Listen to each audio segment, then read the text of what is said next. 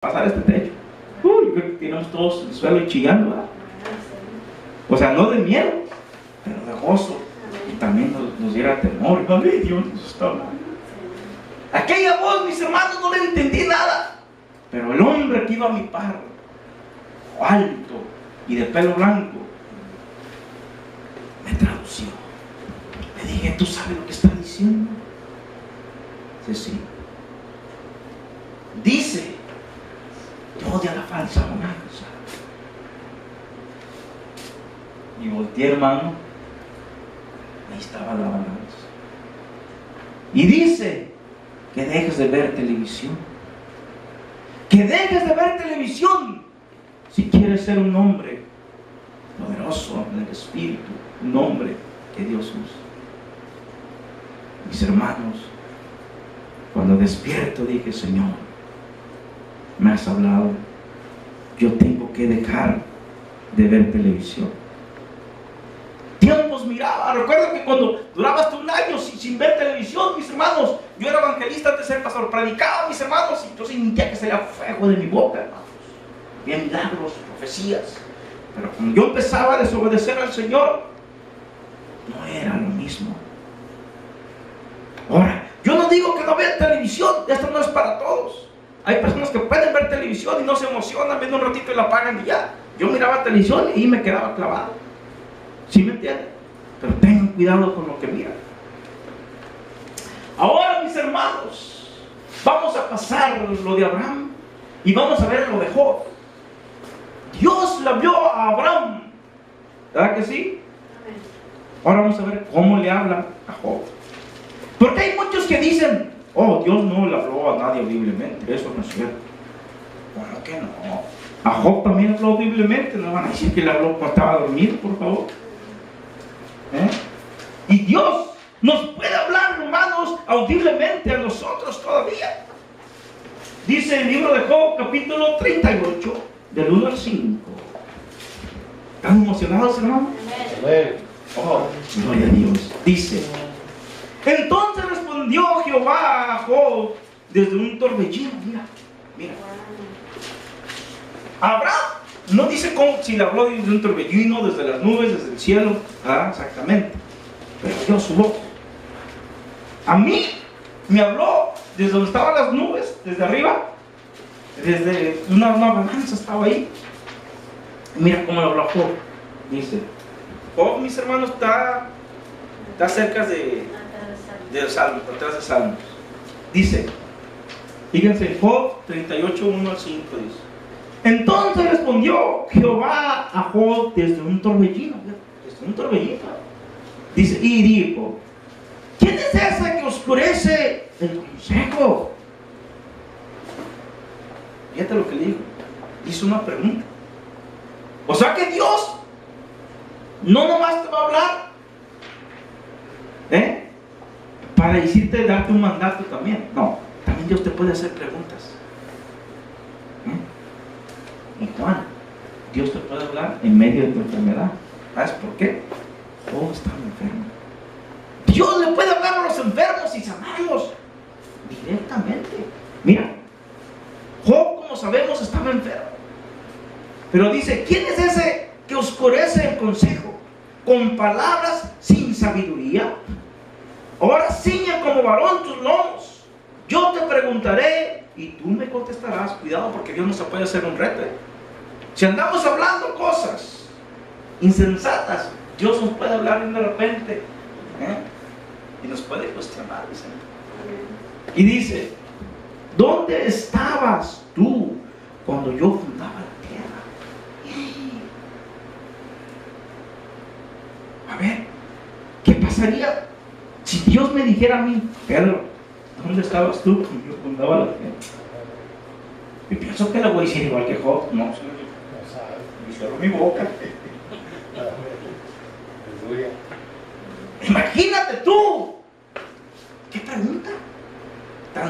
Tan sabia, o sea, sabia en el aspecto, porque ahí Dios estaba mostrando su poder a Job.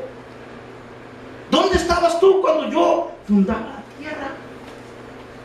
¿Dónde estábamos cuando Dios trazaba el círculo de la tierra, Juan? ¿Dónde estábamos tú y yo? No existía uno. No existíamos.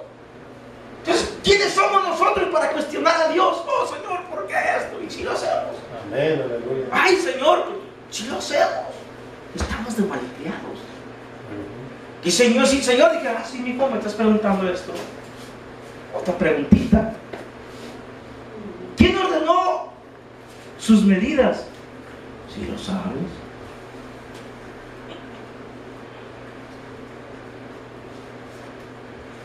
Mire, Job le puede consolar, ay, Señor, pues tú. ¿Pero por qué no dijo nada Job?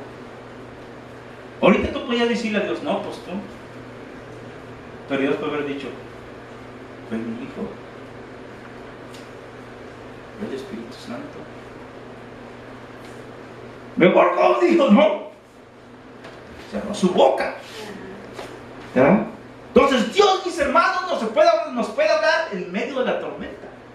Dios nos puede hablar, hermanos, en medio del problema. Dios nos puede hablar, hermanos, en medio de la enfermedad. Dios nos puede hablar, hermanos, cuando ya estemos a punto de fallecer. Así que si alguien está enfermo, pídele a Dios que te hable en medio de tu enfermedad. Pídele que te bendiga en medio de tu enfermedad. A Abraham le habló en medio de la idolatría. A Abraham le habló en medio de desesperación por no poder tener hijos. Y a Job le habló en medio de su enfermedad y de su desesperación de no saber qué hacer con esa enfermedad. Le habló y lo cuestionó. Pero Abraham no lo cuestionó. Pero a Job sí. O sea que Dios nos va a hablar a cada uno de acuerdo a nuestros corazones. Porque Él conoce el corazón de cada uno, como dice Hebreos 4:12. Él conoce nuestros pensamientos. Él conoce todo. No exactamente Dios nos va a hablar a cada uno igual. Dios nos va a hablar diferente. ¿Sabes que Dios puede hablarte y te puede hablar pasivamente? Dios puede hablarte y decir, hijo mío, ¿qué pasó? Una voz suave. Pero todos los que he oído yo, que han dicho que Dios les ha hablado, dicen que oyen truenos, como muchas aguas. ¿Y saben por qué? Haciendo un estudio te das cuenta que Dios, sabemos que cabalga sobre qué? Un querubín. Y si tú te pones a leer más sobre Dios, su presencia y su trono, hay serafines y hay querubines. O sea, cuando Dios habla, lo que pasa con ellos, los aleteos de los serafines, los querubines, y se oye como de muchas aguas. Si un aleteo, yo a veces oigo el aleteo de aquí de los pájaros que tengo aquí, ¿cómo se llama? De la paloma, del gallo, de las gallinas, y se oye fuerte. Imagínate tú los aleteos de un ser viviente de esos, grandote y unas alotas. ¿Cómo se ve? Y imagínate que Dios viene, se pasa por aquí y empieza a hablar Él y te deja que oigas los aleteos de los que vienen con Él. ¿Cómo vas a oír un ruidazazo como parece que está saliendo el mar? Hermano, es bonito una vez. Yo, bueno, ¿cómo está eso? Pero leyendo me di cuenta, mis hermanos, que son los aleteos. Dios, mis hermanos, cabalga sobre un querubín, como dice en Salmo 18. Ahora, mis hermanos, vamos a ver a Ezequiel 2:1. Vamos a Ezequiel. Amén. Oh, bendito Dios, tú vives y reinas para siempre, Señor. Porque para siempre, Padre, es tu bendita misericordia, Padre mío. Gracias por hablarle a tu pueblo, Señor. Gracias por hablarnos. Dice, Ezequiel 2:1-4 dice, me dijo, hijo de hombre, ponte sobre tus pies y hablaré contigo. Y luego que me habló, entró en el Espíritu en mí y me afirmó sobre mis pies. Y oí al que me hablaba y me dijo, hijo de hombre, yo te envío a los hijos de Israel, a gentes rebeldes que se rebelaron contra mí. Ellos y sus padres se han rebelado contra mí hasta este mismo día. Yo pues te envío a hijos de duro rostro y de empedernido corazón, y les dirás, así ha dicho Jehová el Señor. ¿Acaso ellos escuchen? Pero si no escucharen, porque son una casa rebelde, siempre conocerán que hubo profetas entre ellos. O sea, mis hermanos, que hay que ver las razones de Dios cuando Dios nos habla. Abraham le habló, mis hermanos, porque Dios tenía un plan para el mundo. Quería bendecir a todas las naciones. Y se está cumpliendo.